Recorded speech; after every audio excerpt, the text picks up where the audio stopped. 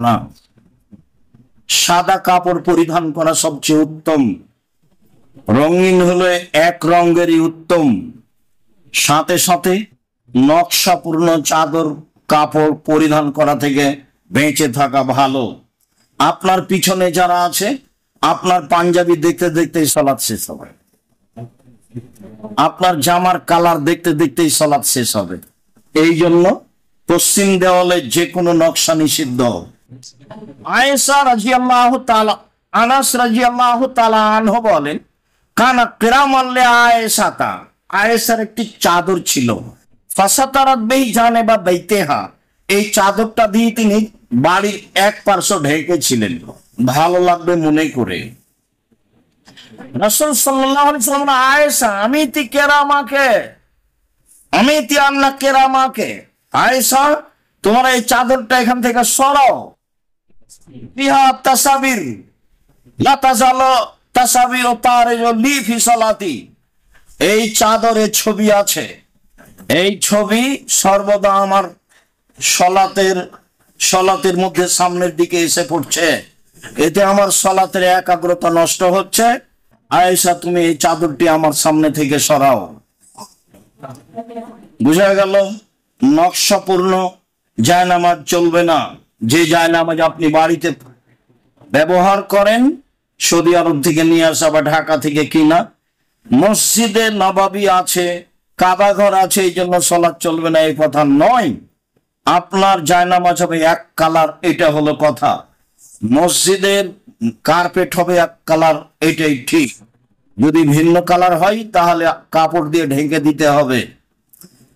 সালাত আদায়ের সময় নকশাপূর্ণ কোনো কাপড়, নকশাপূর্ণ আপনার মাদুর, নকশাপূর্ণ জায়নামাজ, নকশাপূর্ণ জামা একটাও চলবে না, এটাই চূড়ান্ত।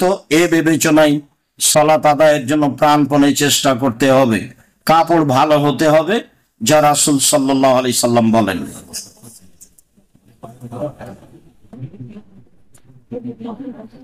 আয়েশা রাদিয়াল্লাহু তাআলা আনহা বলেন, রাসূল সাল্লাল্লাহু আলাইহি সাল্লাম বলেছেন, লা তুকবালু সালাতুল হায়েজ ইল্লা বিখিমারিন, যারা বয়স্প্রাপ্ত মেয়ে মহিলা, যারা যুবতী মহিলা থেকে উপরে কোন মহিলার সালাত হবে না পূর্ণ শরীর ঢেকে নেওয়া ছাড়া। চাদর বলতে আগে যেই সময়ে খালা ফুফুরা আত্মীয় স্বজনের বাড়ি যেত, তখন একটা বড় চাদর গায়ে দিত, তা পুরো শরীর ঢাকা থাকতো মাথা থেকে নিয়ে। সামনে মানুষজন পড়লে তারা রাস্তা ছেড়ে দিয়ে এক পাশে দাঁড়াতো, তারপরে মানুষটা রাস্তা থেকে চলে গেলে আবার হাঁটতো। এমনটা দৃশ্য আমার খুব ভালো মনে আছে। আমি আমার ফুফুকে সাথে নিয়ে কয়েকবার এসেছি। আমার মায়ের সাথে আমার এটা ঘটেনি এই জন্য যে আমার মা যখনই গেছে তখন গরুর গাড়িতে গেছে, কাজে এটা আমার মনে নেই। আমি আমার ফুফুর সাথে কয়েকবার এসেছি, আমার খুব ভালো মনে আছে। আমার ফুফু অনেক বড় এক চাদর গায়ে দিয়ে আছে, মাথা সহ পা পর্যন্ত ঢাকা আছে। রাস্তায় মানুষ পড়লে একদিকে সরে দাঁড়াতেন, মানুষ পার হয়ে গেলে আবার হাঁটতেন। সামাজিক অবস্থা খারাপ হবে এই কথাই ঠিক। রাস্তাঘাটে নগ্ন মহিলা দেখে দুশ্চিন্তা ভোগ করে নিজেকে হারিয়ে ফেলবেন না। দিন যত যাবে নারী নগ্ন তত হবে, অশ্লীলতা তত বাড়বে, এই কথাই ঠিক। রাসূল সাল্লাল্লাহু আলাইহি সাল্লাম বলেছেন, খোলা মাঠে মহিলারা জেনা করবে, এই আফসোস তিনি করেছেন। কাজেই আপনি সামাজিক অবস্থা দেখে নিরাশা হবেন না। ইব্রাহিম আলাইহিস সালাম বললেন, সারা মাটির উপরে মাত্র আমি আর তুমি মুসলমান, আর কেউ নেই। তাই ইব্রাহিম আলাইহিস সালামের চলে মাত্র দুইজনে, আপনার চলে না? তারাই দুইজন মুসলমান, আর কেউ নেই, সমাজে কেউ নেই। তো ইব্রাহিম আলাইহিস সালামের চলে, আপনার আর আমার চলে না। পরিস্থিতি দেখে হতাশা হওয়ার কিছু নেই। পরিস্থিতি যদি আপনাকে কাবু করতে পারে তাহলে বুঝতে হবে আমি ইমানে দুর্বল রয়েছি। সম্মানিত দিনী ভাই বোন, সালমা ইবনে আকওয়া রাদিয়াল্লাহু তাআলা আনহু বলেন, আমি বললাম, আল্লাহর নবী, ইন্নী রাজুলুন আসিম, আমি হচ্ছি শিকারী মানুষ, আমি শিকার করে বেড়াই মাঠে ঘাটে। আফা উসাল্লি ফিস সাবিল ওয়াহিদ আও ফিল কামিসিল ওয়াহিদ, আমি একটা জামা পরে সালাত আদায় করতে পারি? তাহলে রাসূল নাম হাফার ওয়াজরুহু বিশাওকাতিন, তবে একটা জামার সামনের দিকে বুতাম লাগিয়ে নিও।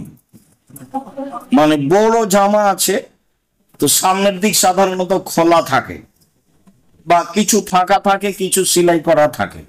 তো আল্লাহ রাসূল বললেন যে বোতাম লাগিয়ে নিও, না থাকলে অন্তত কাঁটা দিয়ে, কাঁটা অজরুর ওটা জোড়া দিয়ে নিও, দুই দিক থেকে টেনে জমা করে নিও, কাঁটা দিয়ে হলে। মানে শেষ এইটা, তোমার কাছে যা আছে আছে, তুমি শেষ অন্তত এইটা করিও।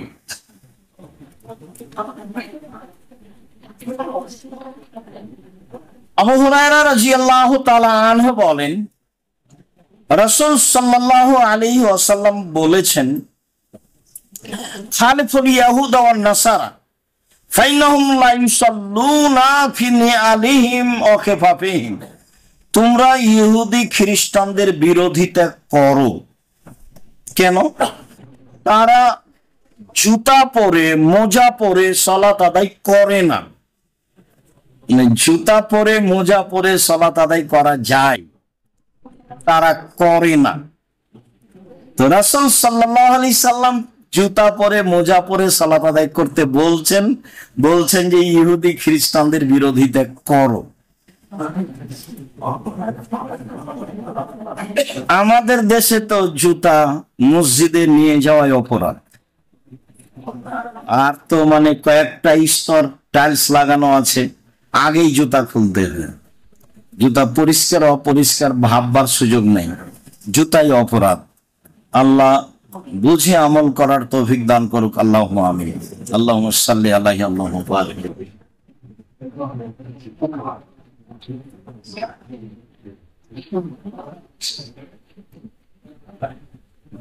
আবু সাঈদ খুদরি রাদিয়াল্লাহু তাআলা আনহু বলেন, বাইনামা রাসূলুল্লাহ সাল্লাল্লাহু আলাইহি ওয়াসাল্লাম বিআসহাবিহি, একদা আল্লাহর নবী তার সঙ্গী সাথীকে নিয়ে সালাত আদায় করছিলেন। ইদ আলকা নিআলাহু, ইদ আলকা না আলাইহি, হঠাৎ করে দেখলাম যে তিনি তার পায়ের জুতা সালাতের মধ্যে খুলে দিলেন। ওয়াজাহুমান ইয়াসারিহি, তারপর বাম দিকে রাখলেন। ফালাম্মা রা যালিকাল কওম আলকা নিআলাহু, যখন মুসাল্লিরা দেখলো যে আল্লাহ রাসূল তো জুতা খুলে দিলেন, তা আমরা জুতা খুলে দিলাম সালাতের মধ্যে। ফালাম্মা কাজা সালাতাহু, যখন আল্লাহ রাসূল সালাত শেষ করলেন, তিনি বললেন, মা হামালাকুম আলা ইলকাই নিআলাইকুম, আচ্ছা তোমাদেরকে জুতা খুলতে কে বললো? তোমরা কেন জুতা খুললে? তো সাহাবীগণ বলছেন, রায়নাকা আলকাতা না আলাইকা,